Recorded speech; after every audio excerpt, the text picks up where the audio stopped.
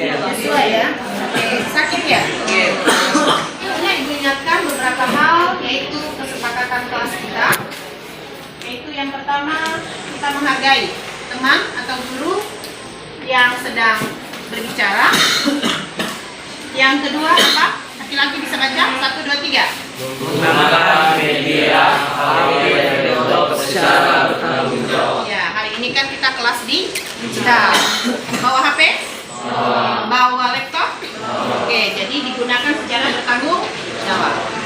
Yang ketiga, perempuan. Baca 1, 2, 3. Aktif dalam pembelajaran atau kelompok. Ya, jangan punya acara sendiri. Ya, aktif artinya konsentrasi dengan baik. Dan yang terakhir sama-sama kita baca 1, 2, 3. Mengerjakan tugas dengan sungguh-sungguh. Sepakat? Sepakat. Kalau sepakat berarti kita akan memulai materi kita pada hari ini. Kita akan review yang menjadi kegiatan pada pertemuan sebelumnya, dan sekretaris mata pelajaran pada saat itu adalah Hani. Baik Hani, bisa diingatkan kembali, direview kepada kita kira-kira pada pertemuan sebelumnya kita melakukan apa dan apa yang menjadi rencana kita yang akan dilaksanakan pada hari ini. Silakan Hani. Baik, pada pertemuan sebelumnya kita melaksanakan sumatif dan rencana kegiatan pada hari ini adalah belajar bab baru, yaitu cerpen, pengertian, dan ciri-ciri. Oke, berarti pada pertemuan sebelumnya kita sudah sumatif. Lalu hari ini yang akan kita laksanakan adalah belajar pada bab yang baru, materi yang baru. Terima kasih Hani. Jadi hari ini siapa yang menjadi sekretaris kelas? Jeremy ya. Oke, Jeremy nanti akan menuliskan kegiatan kita sepanjang pembelajaran pada hari ini. Berikut, seperti yang diungkapkan tadi dan diingatkan oleh sekretaris Matmel yang pada pertemuan sebelumnya, bahwa hari ini kita akan masuk pada materi yang baru. Ya, materi yang baru bab ketiga ini berjudul menyusun cerita pendek atau sering disingkat dengan cerpen. Ya, cerpen. Kita lihat dulu apa yang menjadi tujuan dari pembelajaran kita.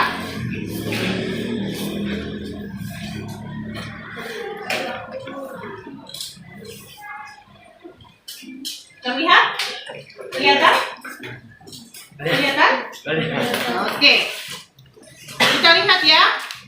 Kita lihat apa yang menjadi tujuan pembelajaran kita dalam materi menyusun cerita pendek, yaitu tujuan yang pertama adalah kita menentukan pengertian, ciri-ciri, dan unsur cerpen. Ya, itu yang menjadi tujuan pembelajaran yang pertama pada materi ini. Dan hari ini nanti pada pertemuan ini kita melakukan dua hal, yaitu menentukan pengertian, ciri-ciri, dan untuk pertemuan berikutnya adalah unsur cerpen. Ya. Kemudian berikutnya, tujuan pembelajaran berikutnya adalah kita akan mengidentifikasi struktur dan kaidah kebahasaan dari cerpen. Tujuan berikutnya adalah seperti biasa, kita harus membuat cerpen. Jadi kita sudah tahu ilmunya, kita sudah tahu teorinya, kita sampai pada praktek, yaitu membuat cerpen. Bagaimana? Jelas? Ada yang ditanya mengenai tujuan pembelajaran? Tidak? Tidak? Ya. Setelah kita mengetahui tujuan pembelajaran, sekarang sebagai pendahuluan kita mengenal terlebih dahulu yang namanya teks naratif. Ya, pernah dengar? Pernah bertemu? Pernah belajar? Oke, bagi yang sudah pernah, berarti sudah punya modal dasar pengetahuan. Tapi yang masih ragu-ragu, kita akan pertajam pada pertemuan ini. Pendahuluan teks naratif. Apa itu teks naratif? Ya, apa itu teks naratif? Pada pengertiannya, teks naratif adalah jenis teks yang berisi apa ini? Fiksi. Berarti fiksi itu fiksi berarti khayalan, atau non fiksi berarti ya nyata, ya, yang dihadirkan dengan gaya bahasa majas. Berapa majas? Banyak sekali, ya. Dan itu tidak kita bahas di kesempatan ini, ya. Kalau mau ada yang sudah kita pelajari, ada juga yang masih belum kita pelajari karena majas itu sangat banyak. Jadi sekali lagi, teks naratif itu isinya bisa nyata, bisa tidak nyata, ya. Dan dihadirkan dengan gaya bahasa. Kenapa memakai gaya bahasa? Apa tujuan? Kalau ada teks yang menggunakan gaya bahasa misalnya majas, apa tujuannya? Siapa bisa? Kira-kira apa tujuan ada gaya bahasa yang disebut dengan majas? Namanya saja gaya bahasa. Kira-kira apa tujuannya? Oke, pilih. Untuk memperindah suatu tulisan. Memperindah, jelas ya. Gaya itu adalah mempercantik, memperindah. Jadi kalau dia digunakan dalam teks, tujuannya adalah memperindah teks tersebut. Ya, kalau digunakan dalam teks naratif berarti dia mau memperindah teks naratif tersebut. Oke? Berarti tujuannya supaya menarik, ya, supaya menarik. Berikut tujuan teks naratif. Ini ya, teks naratif itu karena dia menarik hati selain menggunakan majas, ternyata dia punya tujuan. Yang pertama, tujuannya adalah membuat kita tertawa atau menghibur. Kedua, bisa juga menggugah emosi. Emosi banyak sekali. Bisa seperti ini, yang ini. Ini apa ini? Emosi apa ini? Marah, ya. Ya, sering kamu ini Mario ya. Ya Mario. Ya, nggak kesampaian marahnya, ya kan? Telan sendiri. Atau nyanyi. Ini emosi apa ini? Nangis, ya. Tapi kenapa ada ini belakang? Ya, terampuk dia. Ya. Lalu selain menghibur, menggugah emosi, tujuan teks naratif berikutnya lagi memberi pelajaran moral. Ya, pelajaran moral. Nah, pertanyaan Ibu. Mudah-mudahan bisa dijawab ya, dan kasih pendapat. Tadi tujuan teks naratif adalah menghibur, menggugah emosi, memberi pelajaran moral. Dari mana kita bisa mendapatkan ini semua? Dari teks naratif. Dari mananya? Paham ya? Maksud Ibu ya? Ada teks naratif. Ternyata teks naratif itu bisa menghibur kita, tapi bisa juga menggugah emosi. Apa yang bisa membuat kita itu dari teks naratif? Apanya dia? Dia juga bisa memberi kita pelajaran moral. Dari mana kita dapatkan itu dari teks naratif? Dari sisi apa?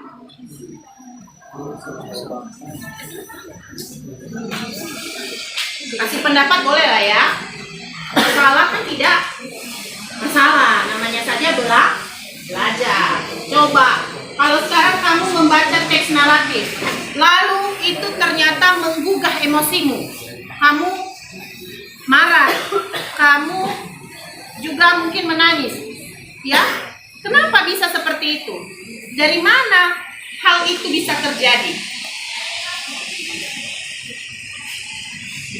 Siapa bisa kasih pendapat? Dari mananya itu teks naratif itu dia bisa mencapai ini semua? Tujuannya kan ini tadi, tapi dari mana dia bisa melakukan itu? Dari sisi apa? Oke, coba si Rafael. Menurut saya itu terambil dari alur ceritanya. Oke, tepuk tangan dulu untuk si. Ya, yang membuat kita bisa terhibur, menggugah emosi kita, atau memberi pelajaran moral. Selain dari alur, dari mana lagi? Itu kan jalan cerita. Jalan cerita bisa memunculkan emosi-emosi ini. Dari mana lagi?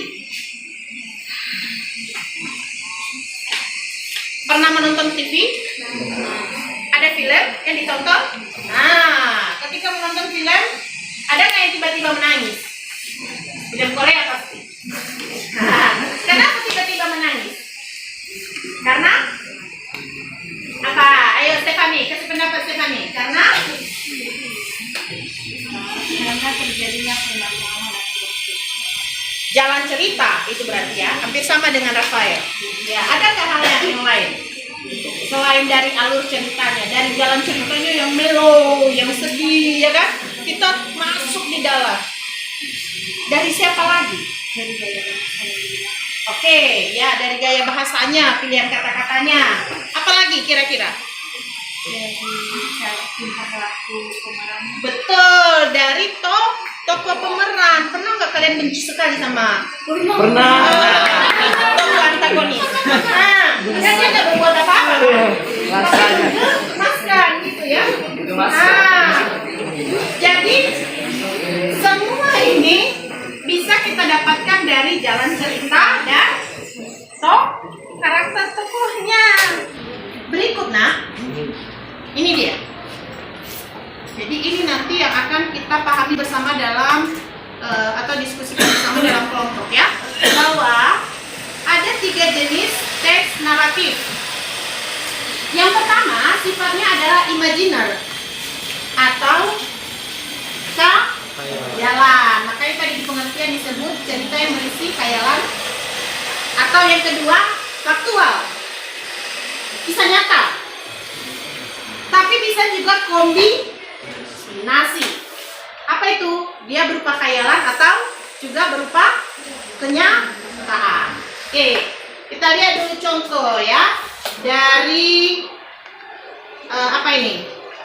Yang pertama tadi khayalan ya. Dan cerita pendek karya Raditya Dika dibacakan oleh penulisnya sendiri. Sudah setahun kamu hilang, tapi aku masih ingat untuk awan pagi itu. Kita berdua di dekat rumahmu, kamu dengan tas gunung di punggung. Aku yang masih mencoba setengah mati untuk menahan kamu pergi, kamu yang malah membahas awan. Lihat deh awan itu, bentuknya kayak apa? Tanya kamu. Aku melihat ke arah langit biru, ke arah ujung telunjukmu. Aku jawab jujur, kayak gumpalan lemah. Enggak dong Momo, katamu. Itu lihat, kayak kucing ya. Aku melihat kembali ke arah awan, lalu aku bilang, iya, kalau kucingnya terjepit di antara gumpalan lemah. Ada apa sih dengan kamu dan lemah? Tanya kamu kesal.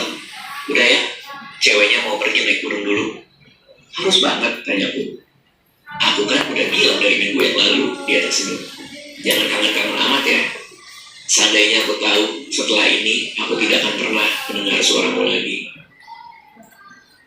Sudah setahun kamu hilang, tapi aku masih menyalahkan diriku. Kenapa aku tidak ikutan naik gunung? Cowok macam apa yang tidak menemani ceweknya mendaki? Cowok macam aku mungkin bernama Momo yang memang gak diperbolehkan orang tuanya naik gunung karena punya masalah dengan jantungnya dari lahir. Momo yang namanya saja seperti nama perempuan. Momo yang kesal waktu main ke pet shop ada hamster albino diajak ngobrol sama majikannya. Momo, ini kandang baru kamu Momo. Asik, sudah setahun kamu hilang, tapi aku masih penasaran bagaimana kamu bisa hilang. Kata teman-temanmu, kamu berusaha untuk lebih cepat dari yang lainnya. Kamu memang terkenal tangguh, tim kapten futsal cewek, tapi rasanya nggak. baik, setelah menonton video ini, coba kasih pendapat. Kenapa kira-kira ini termasuk dalam jenis cerita yang imajiner atau khayalan? Kasih pendapat. Siapa?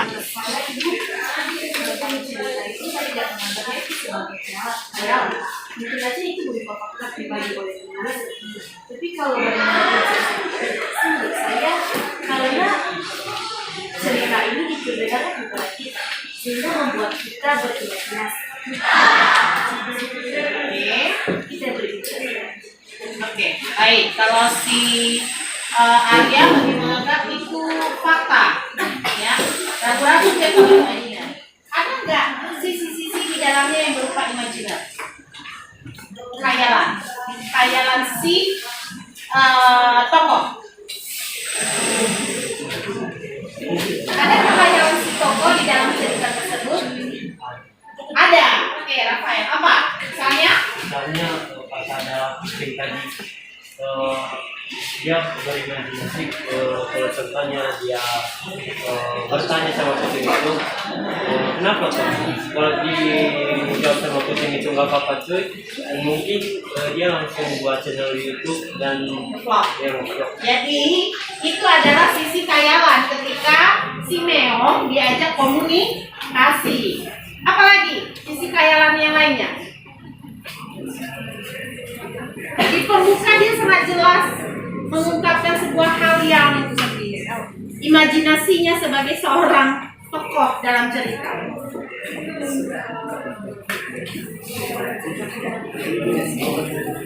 Awan, betul Devon. Ya, awan. Jadi dia punya imajinasi tentang bentukan awan. Ya, bentukan awan. Oke. Supaya kita bisa bedakan, sekarang kita lihat video yang singkatnya. Apa? Kenyataan.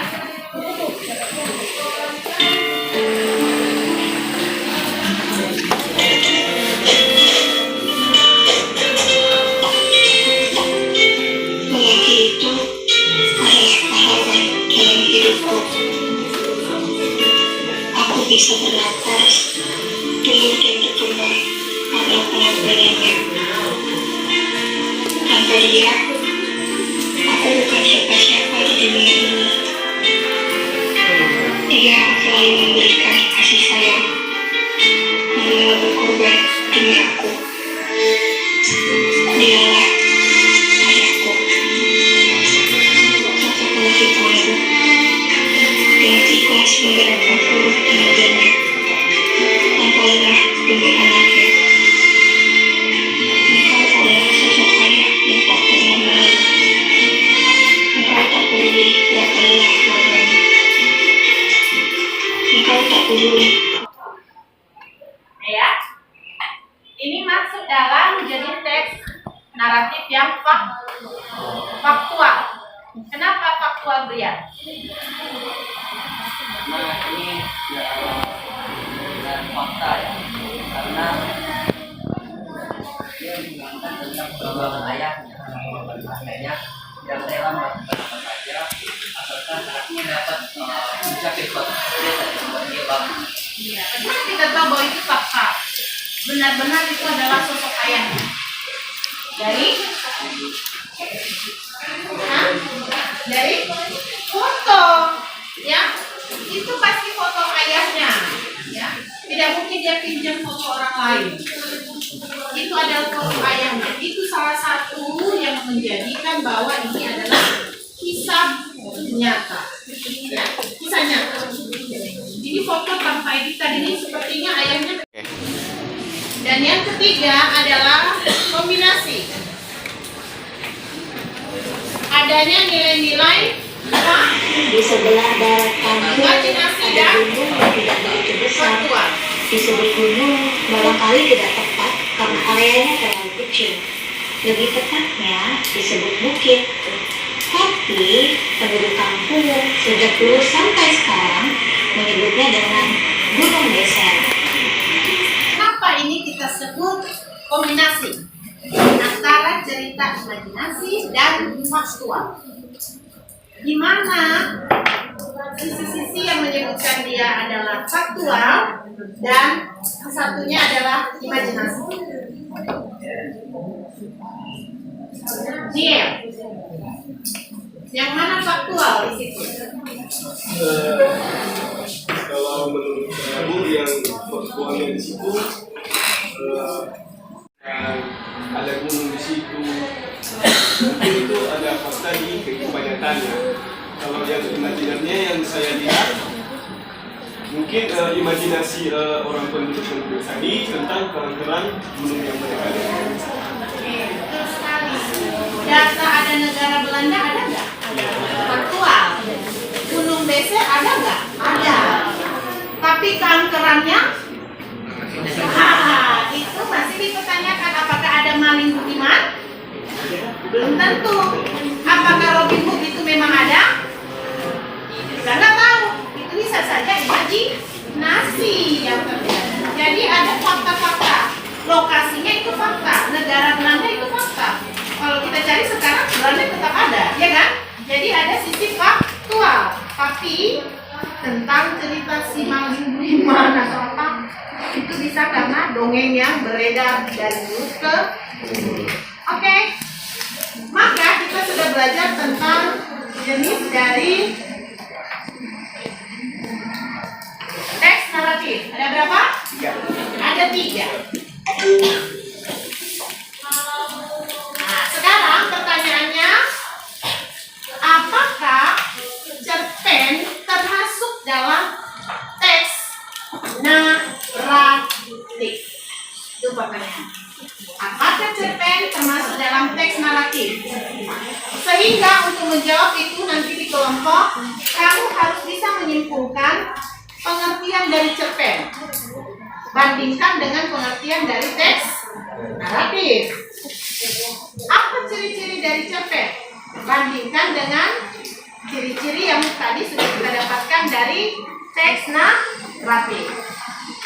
Baik, kita akan membentuk kelompok supaya lebih adil, maka kita memilih anggota kelompoknya secara random. Oke, yang pertama ini kita bagi menjadi 4 kelompok. 4 kelompok, 1 kelompok berapa orang ya, Nak? 8. Ini kelompok 1.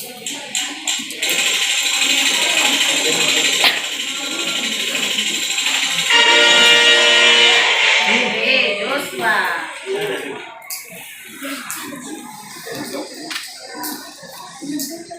Berikutnya orang kedua.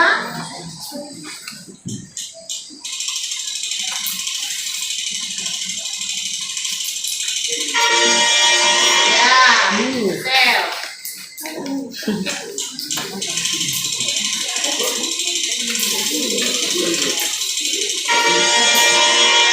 Ya.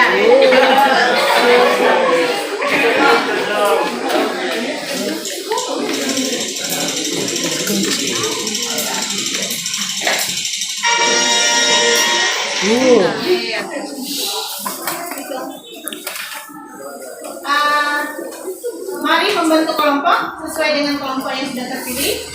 Ibu persilakan membentuk kelompok 1, 2, 3, dan 4. Silakan bergerak, usahakan jangan ada suara.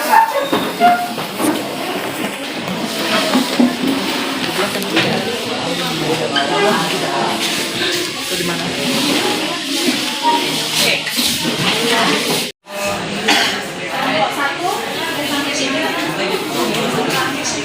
Jadi juga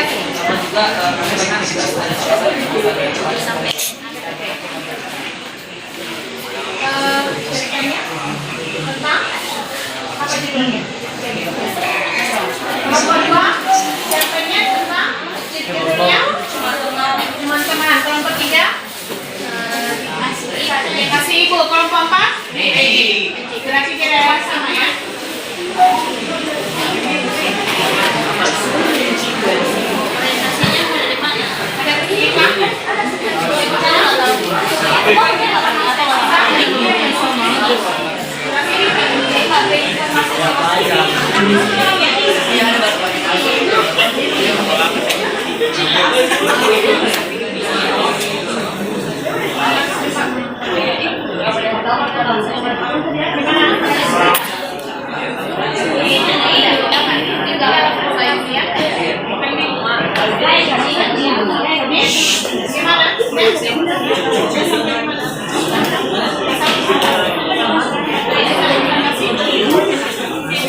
Sekarang giliran kelompok 4 akan mempresentasikan hasil kerja kelompok yang telah mereka buat. Ibu persilakan. Selamat pagi teman-teman semuanya. Selamat pagi. Baik, pada saat ini kami dari kelompok 4 akan memaparkan hasil dari diskusi kami tentang cerpen atau cerita pendek. Nah, anggota kelompok kami dan seperti kan tidak usah memperkenalkan diri karena kita semua sudah saling kenal. Langsung kita menonton sejenak tentang cerpen, yaitu dengan cerpen yaitu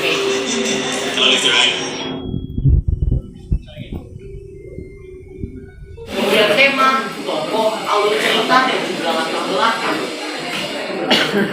Yang pertama, identitas. Nah, dari cerpen tadi dia memiliki judul yaitu tentang magic.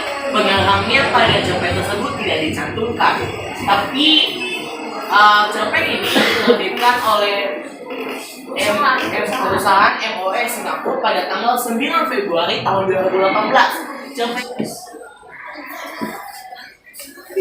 Pesan moral dari cerita pendek ini yaitu kita harus selalu percaya diri dan tidak mendengarkan hal yang buruk tentang diri kita karena kepercayaan pada diri sendiri. Baik, dari presentasi yang sudah dipaparkan, kita bisa mengambil kesimpulan yaitu mengenai pengertian. Pengertian dari cerpen menurut KBBI bahwa cerpen itu adalah cerita pendek yang berisi tentang kisah cerita yang isinya tidak lebih dari 10.000 kata dan umumnya dia memberikan kesan dominan pada satu tokoh saja. Makanya tadi kalian menyebutkan hanya satu karakter atau karakter yang terbatas, ya. Dan cerpen itu bisa dibaca dalam sekali baca karena dia sangat pendek. Nah, kenapa? Karena dia adalah cerita yang pendek, ringkas dan jelas. Ya, seperti itu yang Ibu ungkapkan tadi bahwa dalam sekali baca kita bisa selesaikan cerita tersebut. Kemudian ciri-cirinya, ceritanya bisa nyata, bisa juga fiktif, ya.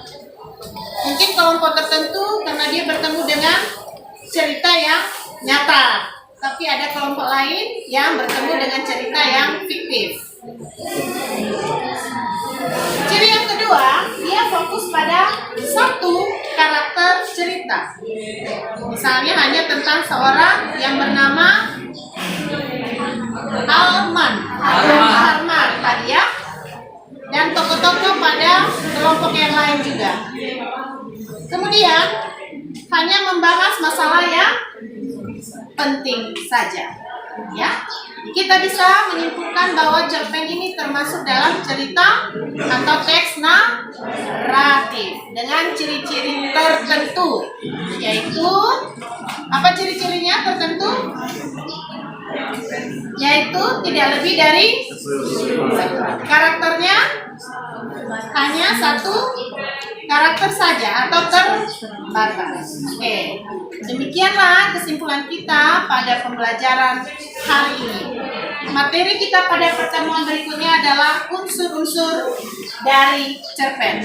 Anak-anak kami bisa mempersiapkan diri untuk materi itu. Pembahasan kita adalah unsur-unsur cerpen. Baik, siapa sekretaris hari ini? Jeremy? Silakan bacakan kesimpulan aktivitas pembelajaran pada hari ini. Kesimpulan aktivitas pembelajaran hari ini yaitu yang pertama kita mereview kembali pelajaran minggu lalu. Yang kedua yaitu kita membahas tentang teks naratif. Yang ketiga yaitu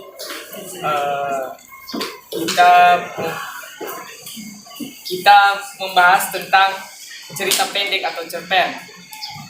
Yang keempat yaitu kita membentuk kelompok.